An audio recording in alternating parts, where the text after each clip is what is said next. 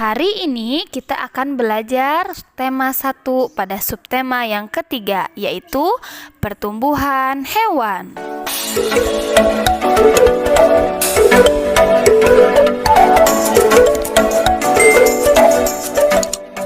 Agar pembelajaran ini lebih berkah dan bermanfaat, mari kita ucapkan basmalah. Bismillahirrahmanirrahim. Siapa di sini yang memiliki hewan peliharaan? Dan apakah kalian tahu kucing itu berkembang biak dengan cara melahirkan atau bertelur ya? Kalau ayam berkembang biak dengan cara bertelur atau melahirkan ya? Nah, apakah kalian tahu perkembangan pada hewan tersebut? Sekarang, mari kita pelajari. Semua makhluk hidup mengalami siklus daur hidup. Daur hidup adalah suatu proses di mana makhluk hidup mengalami perubahan bentuk sepanjang hidupnya. Daur hidup hewan dimulai saat kelahiran dari induknya sampai dengan kematian. Pertumbuhan pada hewan sama dengan makhluk hidup yang lainnya, yaitu ditandai dengan bertambahnya tinggi, berat, dan besar. Sebagian besar dari pertumbuhan hewan tidak mengalami perubahan bentuk ya. Contohnya seperti ayam, kucing, anjing, kelinci, dan masih banyak lainnya yang tidak mengalami perubahan.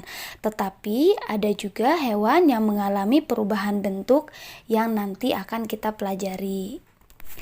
Sekarang kita akan membahas proses perkembangan pada ayam. Ayam berkembang biak dengan cara bertelur. Telur ayam menetas setelah dierami induknya selama 21 hari. Nah, telur ayam yang menetas ini akan menjadi anak ayam, namun masih berukuran kecil dan memiliki bulu yang lembut. Anak ayam akan mengalami pertumbuhan sehingga menjadi ayam dewasa. Beratnya pun akan berubah, panjang, tinggi, dan juga bulunya pun akan mengalami perubahan. Anak ayam yang baru menetas sulit dibedakan antara ayam jantan dan ayam betina. Tetapi setelah dewasa, kita baru dapat membedakan ayam jantan dan ayam betina. Saat mengalami pertumbuhan, ada beberapa hewan yang mengalami perubahan bentuk atau yang disebut juga dengan metamorfosis. Nah, kalian sudah tahu hewan apa saja itu? Ya, salah satunya yaitu kupu-kupu, katak, nyamuk. Itu adalah hewan yang mengalami perubahan bentuk. Selanjutnya, daur hidup pada kupu-kupu. Kupu-kupu berkembang biak dengan cara bertelur.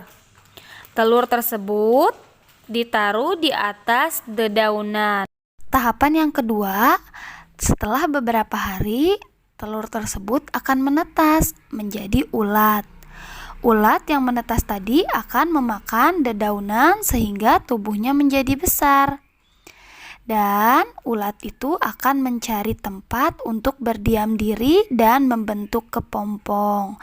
Setelah proses kepompong selesai, ulat berubah menjadi kupu-kupu. Begitulah proses daur hidup pada kupu-kupu. Setelah menjadi kupu-kupu, kupu-kupu akan bertelur, lalu telurnya menjadi ulat, ulatnya menjadi kepompong, lalu menjadi kupu-kupu lagi. Seperti itu seterusnya. Yang berikutnya yaitu daur hidup pada katak. Katak berkembang biak dengan cara bertelur. Katak dewasa akan meletakkan telurnya di dalam air. Lalu beberapa hari telur tersebut akan menetas, menghasilkan berudu atau kecebong. Kalian sudah pernah melihatnya kan? Nah, berudu bernapas dengan insang dan tumbuh semakin besar. Seiring dengan ukuran tubuh yang makin besar, tumbuhlah sepasang kaki di depan dan sepasang kaki di belakang. Ekornya lama-kelamaan akan semakin memendek.